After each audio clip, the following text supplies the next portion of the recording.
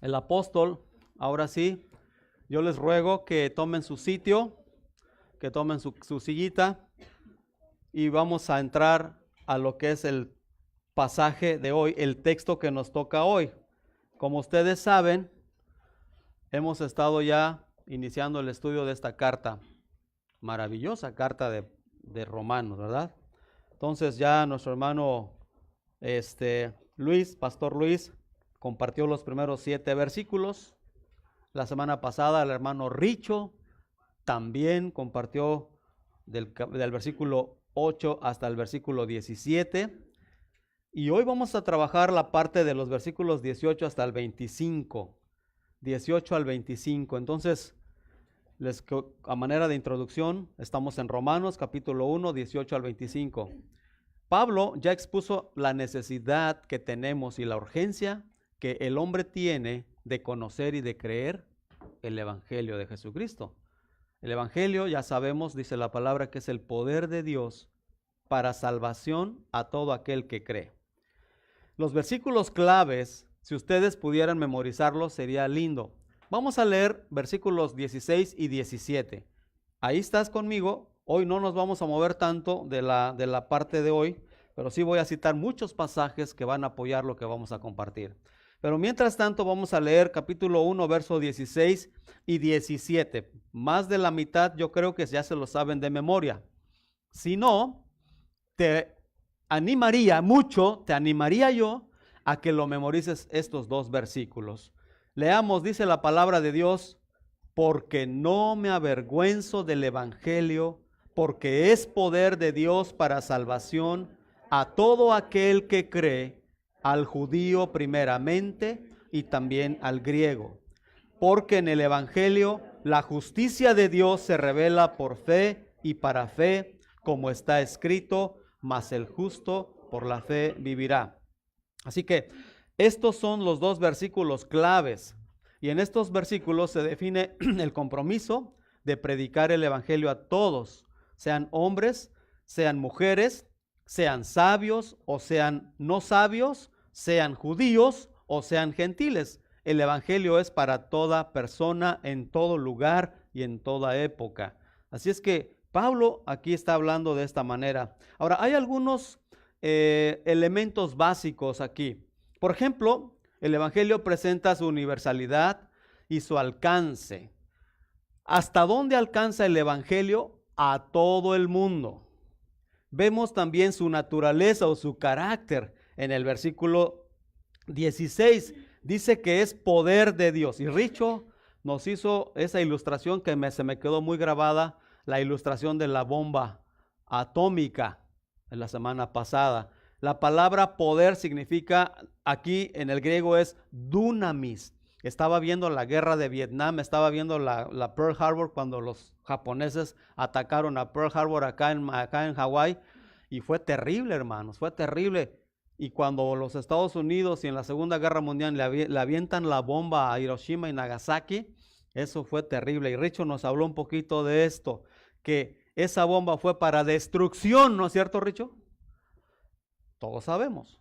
Pero el poder del Evangelio aquí, la palabra dunamis o dinamita, no es para destrucción, es para salvación. Ahí está. Ahora, el objetivo de Dios es salvar al mundo. Vemos también su exclusividad. Vean el verso 16, dice, porque no me avergüenzo del Evangelio, porque es poder de Dios para salvación. Nota la exclusividad, a todo aquel que cree. Alguien definió la gracia o la salvación de Dios de esta manera. Alguien dijo, la salvación o la gracia de Dios es suficiente para todos. Hay suficiente para todos, pero es eficiente solamente para ¿quién? Para el que cree. O sea, hay para todos hay, pero solamente es eficaz y se aplica a los que creen. Entonces, ahí está, es exclusivo solamente para los que creen. ¿Desde cuándo está la oferta de la salvación? ¿Desde cuándo existe la oferta de la salvación? Pues desde que el hombre cayó. Si ustedes van a Génesis 3, van a encontrar que desde ahí ya Dios tenía un plan exclusivo para la restauración la restauración del hombre caído. Génesis 3, ahí está el protoevangelio, 3:15, ¿no? Desde entonces ya Dios dijo una palabra muy tremenda en ese pasaje. Recordarán ustedes cuando se le está diciendo a la mujer y a la serpiente algunas consecuencias, y Dios está estableciendo ahí, dice, y la simiente de esta mujer, a ti Satanás te va a herir en la cabeza. Y tu simiente, Satanás, en este caso, tú le vas a herir a él en el calcañar. Ya estaba dando un pequeño esbozo o la semilla del evangelio desde Génesis. Ahora, ¿desde cuándo entonces está la oferta de la salvación? Desde Génesis. Su naturaleza es revelar la justicia de Dios por fe y para fe. En este caso, yo quiero que entendamos algo, hermanos. La palabra justicia que vamos a estar trabajando esta mañana o este día la vamos a traducir como justificación o salvación.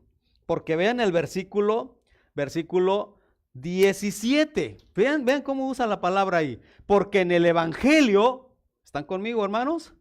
Dice, la justicia. Ahora, si notamos la palabra justicia como justicia, la vamos a entender así como que Dios es justo, pero la palabra que se traduce ahí como justicia, más bien me encantaría que la entendamos la salvación o la justificación. Y si lo leemos de esta manera quedaría así, versículo 17, porque en el evangelio la justificación o la salvación, si quieres, la salvación de Dios, nota, se revela por fe y para fe. Estamos de acuerdo que la salvación del hombre es por fe y únicamente por fe. De ahí vienen aquellas doctrinas, las 5 solas que los reformadores pues hicieron más fuertes, más patentes desde la reforma para acá. Entonces, la salvación siempre ha sido por fe y se vive para fe. Como está escrito, otra vez, mas el justo por la fe que vivirá. Entonces, desde la caída hasta el día de hoy, está la oferta de la salvación. Su naturaleza es revelar la justicia o la justificación de Dios por fe y para fe. Su fundamento de todo este evangelio lo vemos en el mismo versículo. Está fundado en primer lugar en el Antiguo Testamento. Ese pasaje que Pablo habla, como está escrito, a la parte B del versículo 17. Al final, nota conmigo, Pablo dice, como está escrito. Pablo dice, como está escrito, o en otras palabras sería, como yo ya lo leí. ¿Dónde leyó Pablo eso? ¿En dónde? Ya saben, Pablo había leído la palabra en el Antiguo Testamento. Y vean lo que dice Habacuc, capítulo 2, versículo 4. Ya sabemos lo que dice, ¿no? Mas el justo, por la fe que vivirá. ¿Desde cuándo la salvación es por fe? ¿Desde cuándo la salvación es por fe? Desde siempre. En el Antiguo Testamento se suponía que el que hacía las obras o el que cumplía los mandamientos se salvaba. Eso es lo que decía, según Gálatas capítulo 3, capítulo 2, capítulo 1, pero nunca hubo una persona que cumpliera la ley. Nunca. El único que la cumplió, ¿quién fue? Jesucristo. Entonces, con todo esto introducción, la pregunta que me resalta a mí sería, ¿por qué necesitamos el evangelio? Y ese es el tema de hoy. ¿Por qué necesitamos el evangelio? A ver, participen, ahora sí tienen permiso. ¿Por qué necesitamos el evangelio? Un voluntario.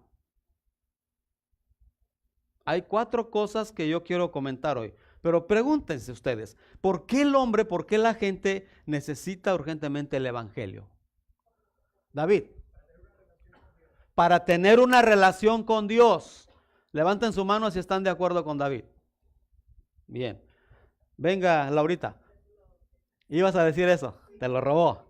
Bien. Para reconciliarnos con Dios. Entonces, en otras palabras, es casi lo mismo, ¿no? Para tener una relación o para relacionarnos con Dios. Muy bien. ¿Alguien más? Para pasar de muerte a vida. Bien. Bien. Para obtener la salvación. ¿Qué más? Por nuestra pecaminosidad. Wow. Otro. ¿Por qué necesitamos tanto el Evangelio? Para ser santos. Ahí está la palabra. Primero dice, porque en el Evangelio la justicia de Dios se revela por fe. Le voy a poner, la salvación de Dios se revela por fe. La justificación de Dios se revela por fe. Primero es por fe. Y luego dice para fe, para que se viva por fe, para ser santos. ¿Por qué necesitamos el Evangelio? Vamos al pasaje de hoy. Hablar de la ira de Dios, hermanos, no es fácil. La primera razón que en tu boletín, ahí está el boletín, el título es ¿por qué necesitamos el Evangelio? La primera razón, porque la ira de Dios se está revelando. Vamos a leer el pasaje, ahora sí entramos al pasaje, verso 18. Porque la ira de Dios, nota, se revela desde el cielo contra toda impiedad e injusticia de los hombres que detienen con injusticia la verdad. Hermanos, les voy a decir algo. Hablar de la ira de Dios no es muy bien recibido por algunas personas, Con cuidado, voy a tratar de no acelerarme, de no ofender, de no gritar, de no soltarme como a veces me pasa. Tranquilo, tranquilo, tranquilo. Pero, hermanos, yo soy más de los que acá, o sea, bájale 2 rayitas porque, tranquilo. Hablar de la ira de Dios, ojo, no es bien recibido por muchas personas, no es apropiado ni común hoy en día. De hecho, para algunos es hasta ofensivo y es humillante en algunos casos. De hecho, desde los púlpitos hoy en día, hablar de la ira de Dios no es un tema muy común. Sin embargo, es un tema vital, es un tema monumental en toda la palabra de Dios. Y comienza el verso 18 hablando, nota, léalo conmigo, querido. Verso 18, ¿porque qué? Entonces, me tocó un pasaje que me queda como anillito al dedo, ¿no? Porque la verdad, no se escucha desde los púlpitos mucho hablar de la ira. Hoy queremos hablar del amor, de la prosperidad, de todo eso. Y mira que estoy sumamente convencido de lo que te voy a decir. La ira y la misericordia de Dios usualmente corren paralelas. Son como las 2 vías o los 2 rieles del tren. Y cuando me acuerdo que era pequeño, cuando era niño, me gustaba pararme en la vía y ver hasta allá y al final parece como que se juntan, ¿no es cierto? Y así pasa, hermanos, en estos 2 asuntos. La ira por un lado y la misericordia por el otro, el gran amor de Dios. De hecho, hay un salmo maravilloso que me encantaría que lo veas. Salmo 85, abre tu Biblia, a ver qué te dice ahí este salmo maravilloso. Salmo capítulo 85, déjame encontrar el versículo 10. Nota y subraya tu Biblia con este Salmo 85, 10. Lo leo. La misericordia y la verdad se encontraron. La justicia y la paz, ¿qué hicieron? Wow. Entonces, la palabra dice que la misericordia y la verdad se encontraron y luego dice aquí, la justicia y la paz se besaron. Qué maravilloso versículo, hermanos, porque en la cruz del Calvario, en la cruz, Dios en este caso descargó toda su ira, todo el enojo de Dios en contra del pecador. Todas sus altas y santas demandas de justicia y de santidad fueron satisfechas al 100%. Jamás quedó nada que se le deba a Dios en la cruz del Calvario. Allí Dios descargó toda su ira sobre su Hijo. Pero también en la cruz Dios derramó el más infinito y más grande amor por el humano. Entonces, la misericordia y la verdad se encontraron. Dice acá, nota el pasaje que acabamos de leer. dice, la justicia y la paz se besaron. ¿Dónde pasó eso? En la cruz. Por un lado la justicia, la ira, por el otro el gran amor. ¿Se vale hablar de los dos? Pero por supuesto que sí. Por supuesto que sí. A veces yo quiero, esta semana pasada estuve hablando con una de mis hijas. Y por supuesto las otras dos, no les voy a decir quiénes, estaban, sí, dale con todo, papá, dale. Y estaban así como que pendientes a ver qué iba a decir. Pero vas a cumplir con lo que me dijiste, porque le vas a decir esto y le vas a hacer esto y le vas a quitar aquello y vas a hacer esto. Y yo, sí, ya me hicieron enojar. Y yo estaba así, ahorita, y aquellas estaban así. Cuando llegó el momento de hablar con mi hija, me ganó el corazón de padre. Entonces fíjate lo que sucedió. Yo estaba airado. Sí, fue una ira terrible, hermanos. Pero no pequé. Fíjate lo que dice Efesios 4:27, dice, airaos, pero no pequéis. Y yo cuidé esa parte de no ir allá, porque la ira de uno a veces es una ira que tras y zorrajas un palazo y una palabra y lo que tú quieras y ofendes. Y gracias a Dios que Él no es como yo. Y entonces cantaba yo, no es como yo, Él es santo y es perfecto. Todo eso, ¿no? Yo ya quería, pero tranquilo, habla. Entonces ya vi, cuando hablé con la hija, después de 2 horas de estar hablando, pasamos a la 3.ª hora, y entonces vi como Dios, el Espíritu Santo, quebrantó su corazón de una manera potente, hermanos. Empezó así, una catarsis que empezó a experimentar esta hija, lágrimas de quebrantamiento. ¡Wow! Y yo realmente quería zorrajarle, ¿verdad? Pero cuando vi su quebrantamiento y cuando vi que estaba arrepentida, híjole, le retiré algunos cargos, ¿no? Y, ay, Dios mío, dije, solo tú, Señor. ¡Wow! Y las otras estaban así. Y salimos al otro día. Lo primero que me dijeron, ¿qué pasó? ¿Cómo te fue? Ya sabes, ¿no? Así somos.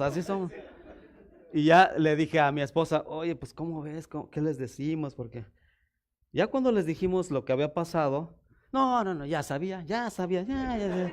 No cambian, son los únicos, son los mismos, siempre dicen, amenazan y que no sé qué. Y ya sabemos que tú nunca vas a cambiar, papá. No tienes carácter, no tienes verdad, no tienes palabra. Y yo dije, un día vas a ser mamá. Ya. La ira de Dios es así. Hay una palabra para ira que se llama orgé. Esa es la cólera, el furor, la indignación y el castigo. Pero hay otra palabra que no me acuerdo, que también es la parte donde no solamente sientes la ira, pero es cuando ya zorrajas el trancazo. Sí, porque una cosa es cuando te enojas y estás trabado. Estás así como que, ¡ay, Señor! Y otra es cuando ya el enojo te lleva y como el Canelo anoche, ¡pum! Y ¡pum!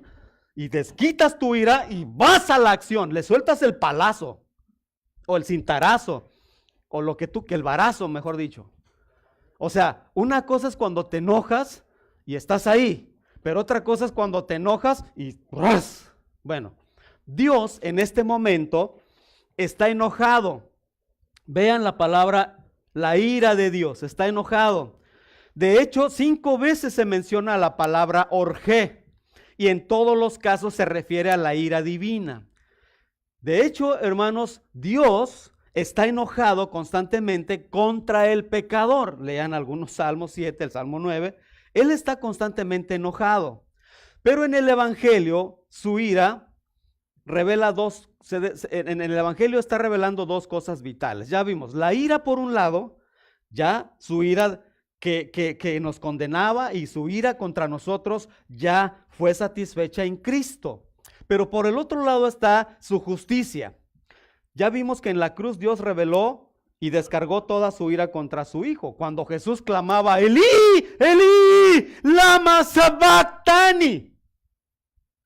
¿Qué estaba pasando en Cristo? Dios mío, ¿por qué me has desamparado? Porque Dios lo dejó solo y estaba descargando en su Hijo todo el peso de mi pecaminosidad. Terrible. En el Evangelio la ira de Dios se está revelando desde el cielo. Vean el verso 18, la ira de Dios se revela desde el cielo. Voy a citar 4 casos así por decir algo, pero hay muchos más. Número 1, por ejemplo, en Génesis capítulo 7 se menciona que Dios se airó, que Dios en un momento estaba tan molesto que desató el diluvio. ¿Se acuerdan de eso? Sí, la maldad era tanta. A Noé se le dijo, predícales, viene juicio.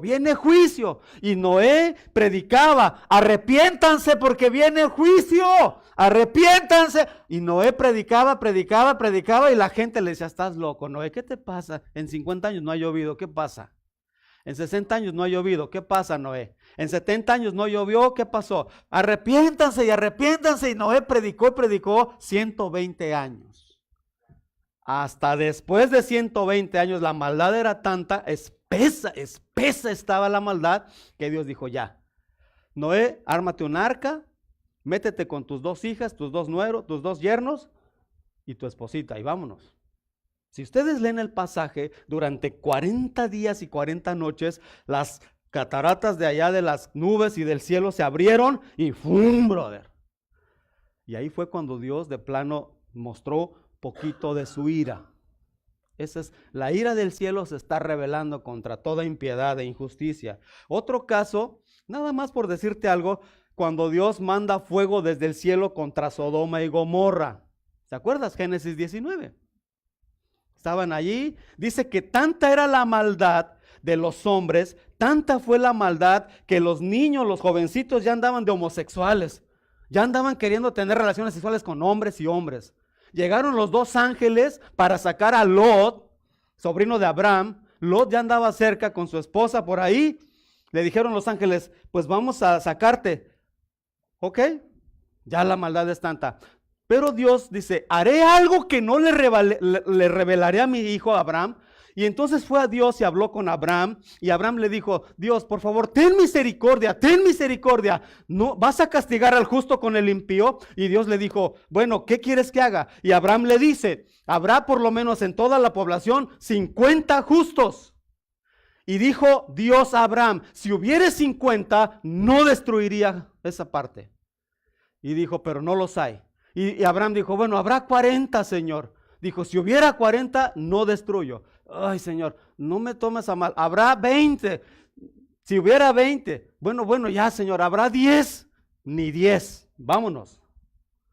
Todos, cuando llegan los ángeles por Lot, estos seres angelicales que eran hombres, me imagino, porque querían los hombres tener relaciones sexuales con ellos, dice que llegaron los ángeles, tocan la puerta y todos los perversos estaban ahí, le dicen a Lot, saca a esos 2 hombres que entraron contigo porque los queremos tener con nosotros en relaciones sexuales.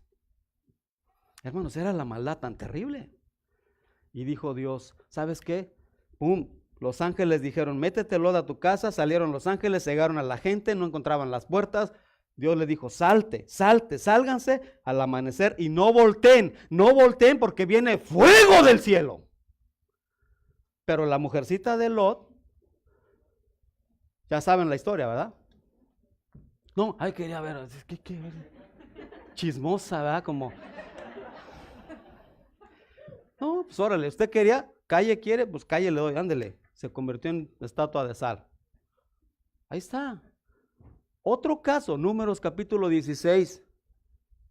Hermanos, Coré y su séquito se rebelaron contra Aarón y contra Moisés. Y este hombre dijo, basta ya de ustedes, Aarón y Moisés. Ustedes no solamente son los líderes, nosotros también tenemos que ver, queremos tener autoridad como ustedes. Y dijo, bueno, pues está bien. Pero eso a Dios, hermanos, le picó donde de veras dijo, no, espérame. Entonces, como Moisés dijo, vamos a ver quién tiene autoridad, si nosotros o también ustedes. Mañana Dios dirá quién es la autoridad aquí. Y empezó la cosa. Al otro día, no te leo el pasaje por tiempo, pero dijo Dios, a ver, todo Coré y sus amigos y todo el séquito, su familia, apártenlos. Y hoy dijo a Moisés, se va a manifestar quién es al que Dios eligió. ¿Sale? Nada más y nada menos que la tierra se abrió. Al Seol, toda la banda con animales y con todo y ropa y todo. La ira de Dios, hermanos, no creas tú que es un juego. Con Dios no se juega, querido. Si no, pregúntale a Faraón. Se puso al tú por tú con Dios cuando Moisés le decía, Dios manda que deje salir a mi pueblo. Y Faraón dijo, ¿quién es Dios? Yo soy también aquí que tengo poder. Sí, plaga tras plaga, tras plaga, tras plaga, hasta que Faraón se quebrantó, hermanos. Otra vez, la ira de Dios. Ahora, en el Evangelio, hermanos, la ira de Dios y la justicia corren paralelas. Impresionante. Esos casos que te cité son, por decir algunos, como que si Dios hoy estuviera diciendo, testing, testing, 1, 2, 3, testing, testing, 1, 2, 3. O sea, Dios está haciendo pruebas, porque todas esas cosas que han sucedido y que están sucediendo hoy en día, no se comparan con el día de la ira. Si no, lean Apocalipsis. Comienza con los 7 sellos. Desata las 7 trompetas. Y por si fuera poco, desatan las 7 copas de oro, donde Dios va a hacer pedazos a esta humanidad, donde el hombre va a ser verdaderamente pedazos. Y aparte de eso, toda la eternidad sin Cristo en un lago de fuego. O sea, es hermoso que esto nos ponga a pensar y nos haga reflexionar para poder apreciar, nota, lo que Dios hizo en el Evangelio en la cruz a través de su Hijo.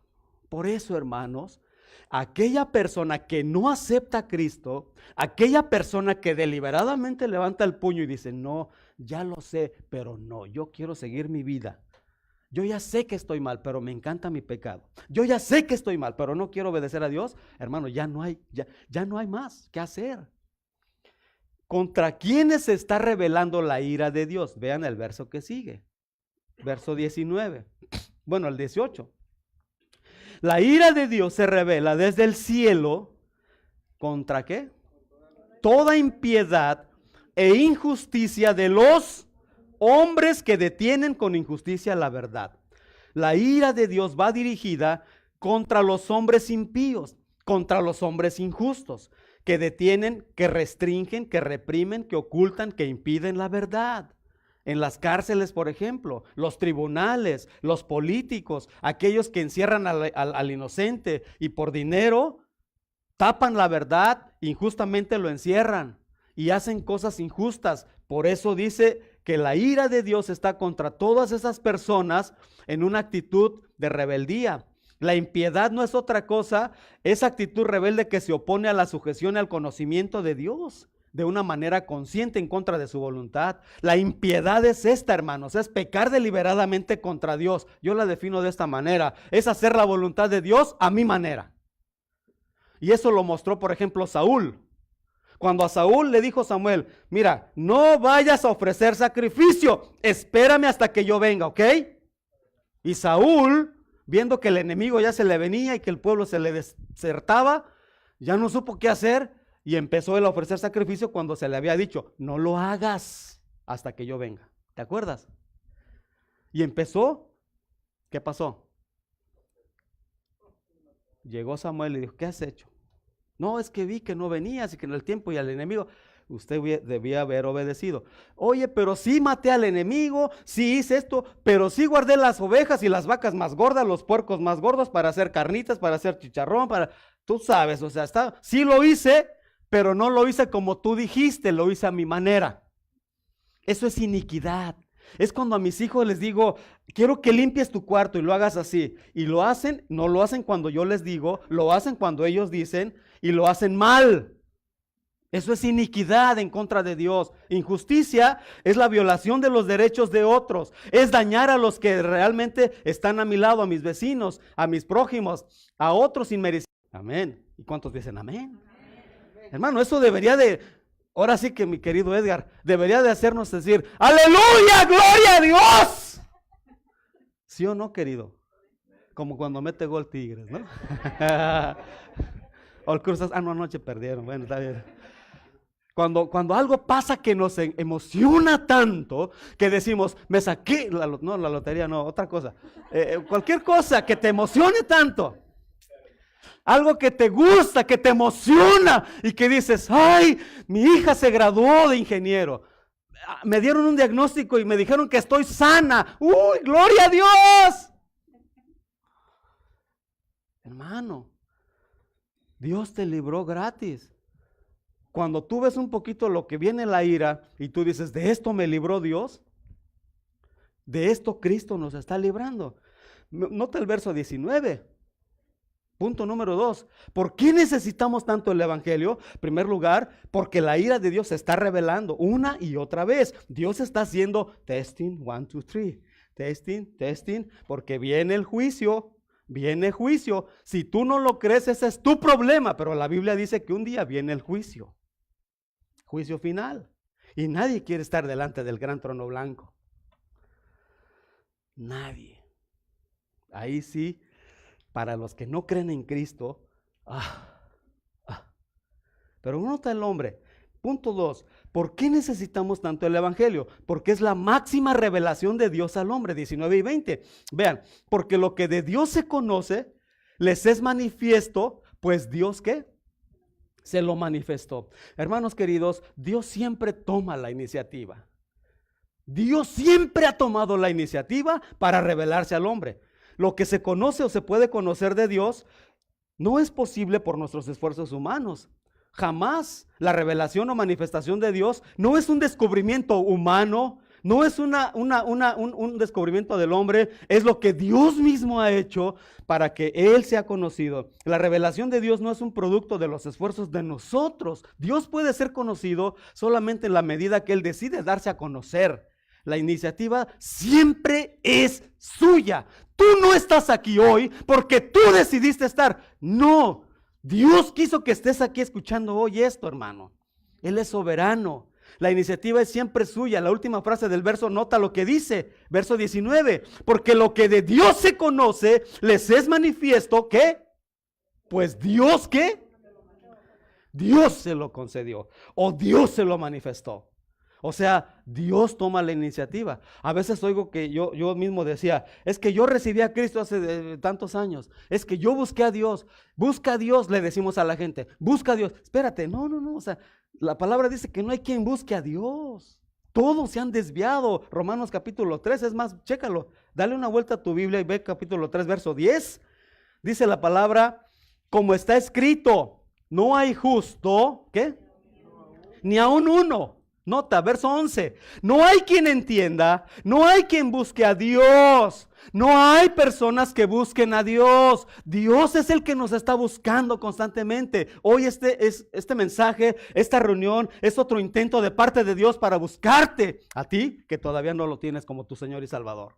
Hoy orábamos esta mañana, allá en el cuarto de oración, estábamos rogando, Señor, prepara tu palabra, prepara los corazones de la gente que todavía no te conoce. Habrá gente aquí que viene por años a la iglesia, se reúne con nosotros, pero todavía no entiende el evangelio, todavía no entiende la relación personal contigo.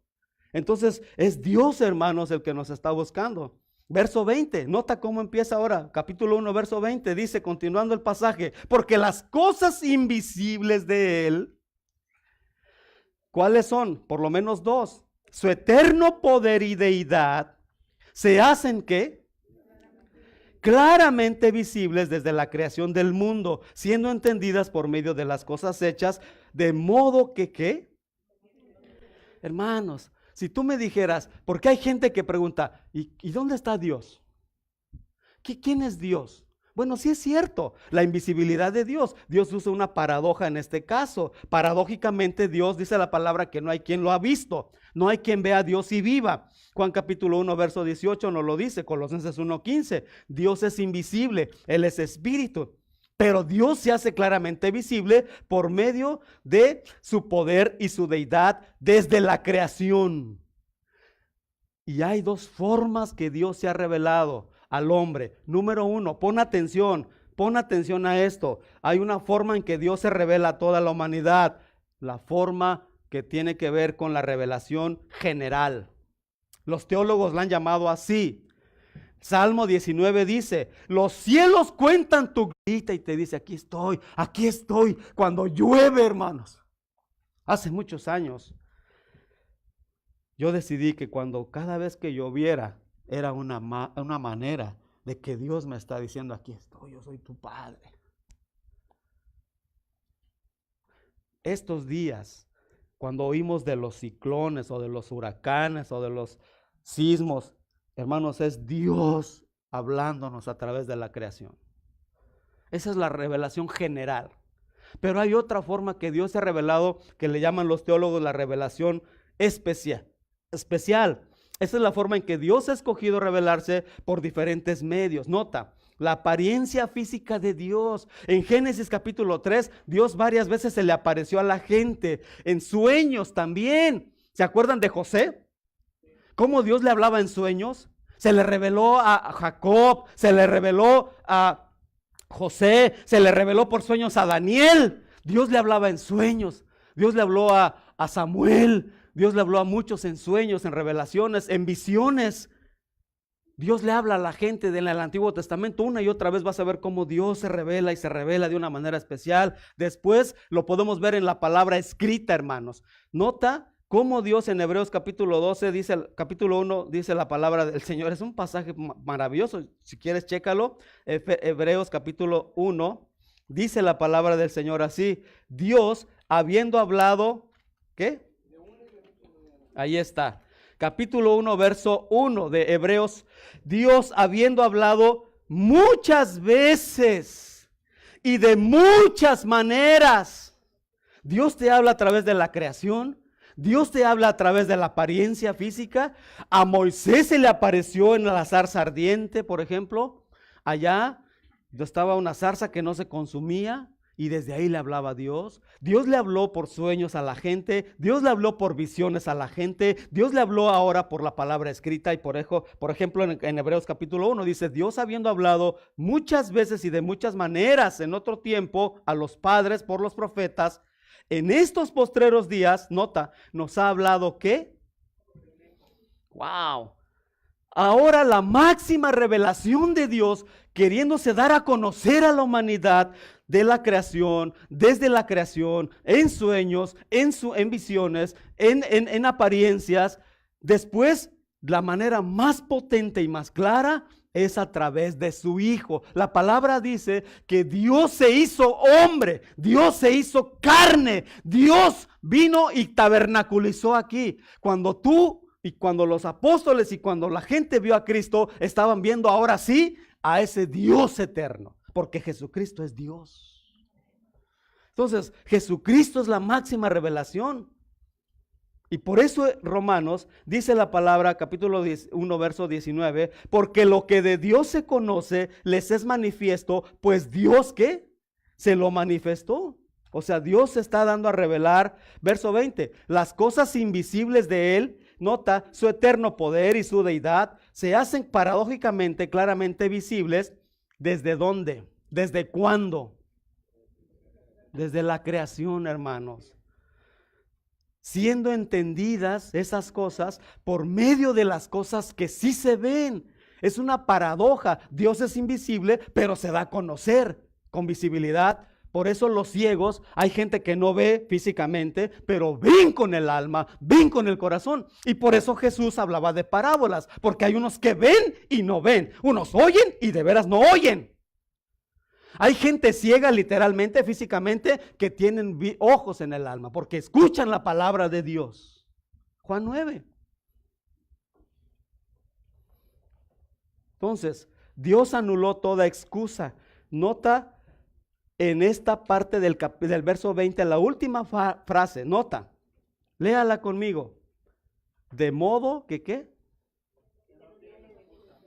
O sea, toda la humanidad desde el Antiguo Testamento, desde Adán hasta acá, hasta hoy en día, nadie puede decir, oye pastor, ¿y qué pasa con los africanos o con los de los últimos pueblos allá del mundo, allá donde no hay evangelio, donde no hay Biblia, donde no hay Cristo, ni saben quién es Cristo? ¿Qué pasa con esa gente que jamás ha escuchado el evangelio? No tienen Biblia, no tienen nada. ¿Qué va a pasar con ellos?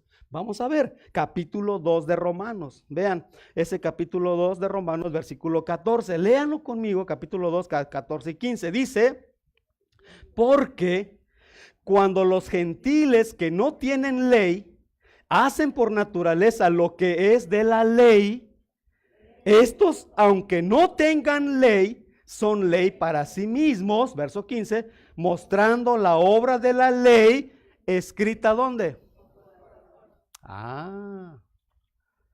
O sea, toda la gente, Dios le está gritando por la creación.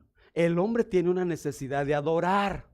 El hombre tiene esa necesidad, ese hueco que solamente lo llena Dios. Y por eso en los pueblos, en las últimas generaciones y en las antiguas civilizaciones, la gente busca adorar algo. De ahí que vienen y adoran al sol, adoran la luna, adoran los árboles, adoran la naturaleza, adoran a los animales y adoran a no sé quién. Pero el hombre necesita adorar a alguien, porque en su corazón está la necesidad de Dios. Y Dios dice acá que aunque no conozcan la palabra escrita como tú y yo, que aunque no tengan la internet aquí y que aunque no tengan alguna persona que les haya ido a decir que Cristo vino y murió en la cruz, ellos en su corazón, en su mente, Dios les puso la conciencia para que adoren al Dios vivo. O sea, en pocas palabras, queridos, nadie tiene que. ¿Por qué? Porque el día del juicio no va a haber de que, no, pues yo no supe. A mí nadie me predicó, Señor. A mí, no, Señor, está bien. Dios no te va a dar más. De hecho, aquí en Romanos habla de que va a haber gente que mientras más luz se le dio, más se le va a pedir. Porque entonces si no sería injusto. ¿Sí o no? Al que más se le da, pues más se le pide. Al que menos se le dio, menos se le va a pedir. Parábola de los talentos. A uno le dio 5, a otro le dio 2 y a otro le dio 1, conforme a sus capacidades. Ya. Entonces, Dios en este caso, ¿por qué necesitamos tanto el evangelio, hermanos? Primera razón, como dice ahí en tu boletín, porque la ira de Dios se está revelando. 2, porque es la máxima revelación de Dios al hombre a través del evangelio. 3, por la depravación total, y lo estamos viendo. Vean el versículo 21, capítulo 1. Nota esta tremenda revelación y depravación total. Ya Dios te gritó de todas formas, ya Dios se comunicó, ya Dios hizo todo lo que tenía que hacer para que no te pierdas. Pero nota cómo responde la gente, versículo 21. Pues habiendo conocido a Dios, no le glorificaron como a Dios ni le dieron gracias, sino que se envanecieron en sus razonamientos y su necio corazón fue entenebrecido. Profesando ser sabios se hicieron necios y cambiaron la gloria del Dios incorruptible en semejanza de imagen de hombre corruptible, de aves, de cuadrúpedos y de reptiles. Fíjate la reacción terrible de esta gente. O sea, realmente, queridos, es algo tremendo, hermanos. Ante esta actitud negativa del hombre, Dios reacciona de una manera. O sea, vean la locura. A pesar de los intentos fuertes de Dios, grandes intentos de parte de Dios para alcanzarte, una y otra vez Dios te habla, Dios te grita, Dios mandó a su Hijo, Dios te dio su palabra, Dios te da la bendición de que conozcas el evangelio y aún así tú tienes la sagacidad y las agallas de decir, pues no, aunque sé de ti, Porque dice, habiendo conocido, y esta palabra conocido no significa que lo conocías de veras como tu Señor. Sí conoces de Dios, sabes que estás mal, pero aún así dices, sí, pero no, yo quiero mi pecado. Bye. Y sigues en una vida miserable. ¿Ok? Esta gente así es. Estos responden de una manera adversa y negativa. Es una actitud nefasta, hermanos. Es una verdadera locura. Nota 7 cosas que hicieron estos hombres. 1, conocieron a Dios, entre comillas, pero no le glorificaron ni le dieron gracias. 2, se envanecieron, inventaron cosas necias de Dios. Alguien dijo la vez pasada que si un día existió Dios, hoy no lo necesitamos porque ya tenemos todo en nuestros teléfonos inteligentes. Si un día existió Dios, hoy ya el hombre no lo necesita más. Quitaron del trono a Dios y entronizaron al hombre. Eso se llamó humanismo. Hoy el hombre es sumamente sabio, inteligente, más que el Dios. El humanismo entró y entró el materialismo y entró el gnosticismo y entró el ocultismo y entró todos los sismos que tú quieras. Entonces se envaneció. 3, se entenebreció, verso 21. Vean la palabra, dice, no le glorificaron, sino que se envanecieron y su necio corazón fue ¿qué? Entenebrecido. O sea, la mente les quedó en una profunda oscuridad. 4, presumieron, alardearon de ser sabios. Vean el versículo que sigue, 22. Alardearon ser sabios, queriendo ser y más inteligentes que Dios. Hay hombres de veras tan ingenuos, tan insensatos, tan soberbios. Hay gente que son tan obtusos que creen que son mejores y que saben más que Dios. Bueno, ahí está el 22. Profesando ser sabios, ¿se hicieron qué? Necios. La necedad más grande de un ser humano es esta, hermanos, ser ateo. O decirse que es ateo. Salmo 14:1, Salmo 16:1, Salmo 53:1 dice el necio en su corazón, no hay Dios. Estos de plano enloquecieron. Vean el verso 23. A estas alturas, estos ya están verdaderamente perdieron la razón.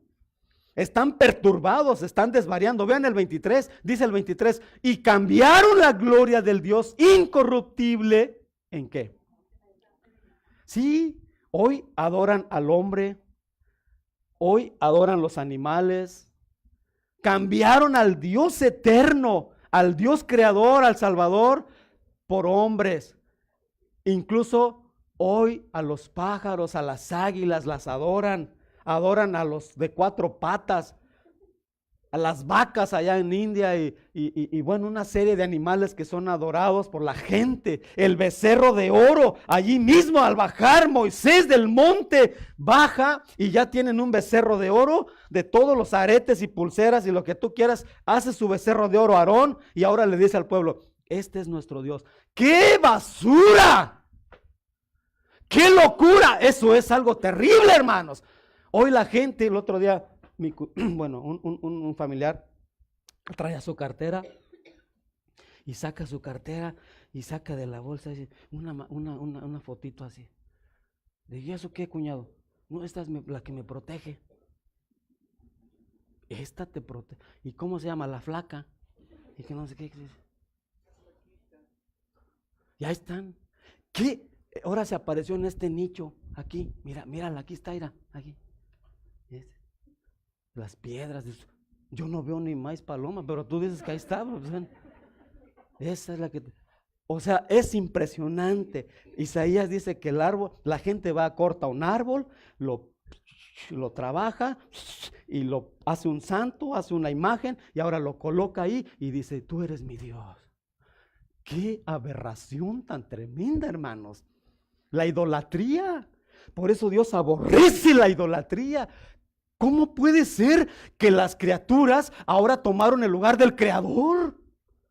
Ahora la gente se quedó más impactada, impresionada por las criaturas. Cuidado, jóvenes, con los que a veces uno dice, ay, es que me regalaron un carro y ahora lo adoro tanto. Espérate, dale gracias a tu padre. Nos quedamos con las dádivas en lugar del dador. Nos quedamos con las bendiciones en lugar de lo que nos da todo. Te dieron un buen trabajo, ahora ya por tu trabajo no quieres venir a la iglesia. Ya no tienes tiempo. ¿Quién te lo dio? Y olvidaste a Dios. Eso pasa, hermanos, aquí. Dice que esta gente se cree sabia y en su necedad profesan y alardean de ser sabios y se hacen necios. Cambian a Dios por las cosas. Un día, Pedro, en su viaje, llegó, predicó, iba con Silas. En Hechos 14 dice la palabra que llegaron, predicaron un sermón tremendo y la gente de ahí se arrodilló delante de Pedro. Y a uno le dijeron, tú eres Júpiter y este es el Saturno. Y dijo Pedro, ¿sabes qué, compadre? Levántate, levántate. Yo soy hombre igual que tú. No, es que tú, nada de eso. Cuando a Juan se le reveló el ángel en el Apocalipsis, Juan casi le dice, acá tú eres. No, le dijo el ángel, párate, compadre, yo soy igual que tú. Pero hay hombres que aceptan la adoración. Herodes, ¿se acuerdan? Les habló al pueblo y la gente empezó a decir, voz de Dios y no de hombre. Y Herodes dijo, sí, gracias, sí. En ese momento fue comido por gusanos. La ira de Dios, tranquilito. ¿Ah? Así era, Nabucodonosor. ¿Qué le pasó a ese soberbio? Todo el reino y la Babilonia, no es esta que yo hice. Y hizo un decreto, todo aquel que no, al escuchar la zampoña, el arpa y las músicas, al escuchar eso, se tienen que arrodillar delante de la imagen de Nabucodonosor. Ah, sí, como buey. Porque la gloria y la honra solamente son del Señor. Dios me guarde, Dios nos libre, Dios nos perdone de querer darle la gloria al hombre, a las aves, a los animales de cuatro patas, al hombre o a quien sea, hermanos. Dios te bendiga, Dios te guarde de eso, ¿amén o no? Amén. Y la última, por la reacción compasiva de Dios. Esto es lo que más me encantó. Vean el versículo que sigue, 24. Ante esta actitud, Dios reacciona, híjole, aquí pareciera esto, pero aquí quiero que se vayan con esto, hermanos. Por eso dije que quiero ser tranquilo. Quiero con calma ver la reacción de mi Dios. ¿Cómo reacciona Dios ante esta actitud terrible del hombre? Verso 24, vean. Por esto, por lo que ya vimos y mucho más, Dios los entregó, ¿qué? A pasiones vergonzosas, pues aún sus mujeres cambiaron. Perdón, estoy en el 26, yo estoy en el 24 ahora, perdón. Por lo cual también Dios los entregó, ¿a qué? A la inmundicia en las concupiscencias de sus corazones, de modo que deshonraron entre sí sus propios cuerpos, ya que cambiaron la verdad de Dios por la mentira, honrando y dando culto a las criaturas antes que al Creador, el cual es bendito por los siglos. Amén. De nuevo, hermanos, Dios no te va a empujar a la maldad. Ahora, esa frase se repite 3 veces. Cuando el hombre es tan terrible y olvida a Dios, de plano Dios se enoja, como yo me enojé con mi hija o con mis hijos, ¿no? A veces me enojo y los quiero desgreñar, ¿verdad? Ahora, el hombre no puede rechazar a Dios sin sufrir las consecuencias. Y 3 veces Dios los entregó. Esto lo vamos a trabajar la semana que entra. En el 24 ya vimos que Dios los entrega. En el 26 Dios los entrega. Y en el verso 28 Dios los entrega. Ahora, esta es la parte interesante. La reacción de Dios demuestra su ira. Y hay varias clases de ira. Hay una ira que es apocalíptica. Cuidado, tú no quieres saber de esa ira de Dios. Hay una ira que es la ira, ¿cómo diríamos? La ira cataclística. Todos esos huracanes y tsunamis y terremotos, pues de alguna manera Dios los permite. Pero está esta ira que realmente es la ira del abandono. Hermano, no hay cosa más terrible que hacer enojar a Dios y que Él te abandone, pues. Cuando Él abandona a una nación, a una persona. Y la reacción de Dios demuestra su ira al abandonar Y yo le puse, al permitir, mejor dicho, al hombre que viva la vida a su manera. O sea, anoche hablaba con Jepsi. ¿Está aquí? Ah, sí, mejor me callo. Y platicábamos, ¿no? Y dice, ¿qué pasa si yo voy a cierto lugar? Si te pido permiso para ir a un lugar que a mí me gusta, que yo quiero ir, que tengo la inquietud. Y yo le dije, mija, si tú me preguntas si te dejo ir, yo te diría que no. No, porque no hay nada bueno allá. ¿Ok? Pero yo no te voy a empujar a que vayas. Si tú quieres ir a reserva de que yo digo que no, ve, porque tú igual ya vas a ser grande, ya tienes decisiones personales, ¿no? Entonces, ya si ella va o no va, yo le dije, tú vas a tener tu consecuencia. Ahora, esta ira de Dios, cuando dice que Dios los entregó, no es que Dios los agarró y les dijo, ahora sí, calle quieres, calle todo, vámonos, ¡pum! Y los aventó al pecado. No, hermanos. No, no, no. Dios nunca va a tentar a nadie. Dios nunca te va a empujar al pecado. Dios no te puede aventar al pecado ni te va a autorizar ir al pecado. Dios no quiere que vayamos para allá, pero Dios también te permite en su soberanía que tú con tus 5 sentidos pienses. Y por eso te dio libre albedrío, para que tú decidas. Sin embargo, las consecuencias tú las vas a recibir. ¿Estamos o no? Esa es la gracia y la misericordia de Dios. Es así. Entonces, la reacción de Dios demuestra su ira al abandonar a la gente para que el hombre, si eso quieres, si quieres vivir mal, si quieres vivir tu pecado, si quieres vivir en esa vida, Dios no te va a prohibir y te dice, bueno, ya te dije que yo no estoy de acuerdo, pero si tú quieres ir, vete. Te lo permito, en mi soberanía, pero las consecuencias tú las vas a pagar. Ahora, el pecado y la depravación son como un pantano, hermanos. Ya estando allá, mientras más te mueves en ese ambiente, más te hundes. Y si tú quieres salir por tu propia fuerza, nunca vas a poder, ni de la depresión, ni de los vicios, ni de la enfermedad, ni de nada vas a poder salir. Tú no puedes porque no tienes el poder en ti mismo, a menos que alguien te aviente un salvavidas y te jalen. A menos que alguien te rescate desde allá donde estás. Ese es la gracia de Dios. Este versículo nos dice que estas personas deshonraron a Dios, no le agradecieron, se fueron al mundo a caminar una vida denigrante, pervertida, pervirtieron sus cuerpos. Por ejemplo, si tú fornicas, tú estás dañando tu propio cuerpo. Eso es lo que dice la palabra. La idolatría, Dios la aborrece, hermanos, ya lo vimos por qué. El resultado de todo camino deshonrando al Señor es precisamente esa degradación total. A este pasaje, como en ningún otro en la Biblia, se le llama la depravación total del hombre. Así que bueno, la inmoralidad y la idolatría, te digo, son las dos cosas que aquí salen de una manera tremenda.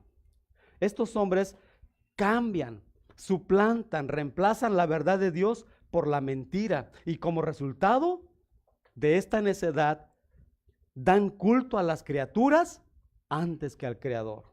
Así que en esta mañana concluyo con esto, hermanos. Dios ve, en este caso, Dios siempre ve o va, mejor dicho, su ira y su misericordia van enlazadas así.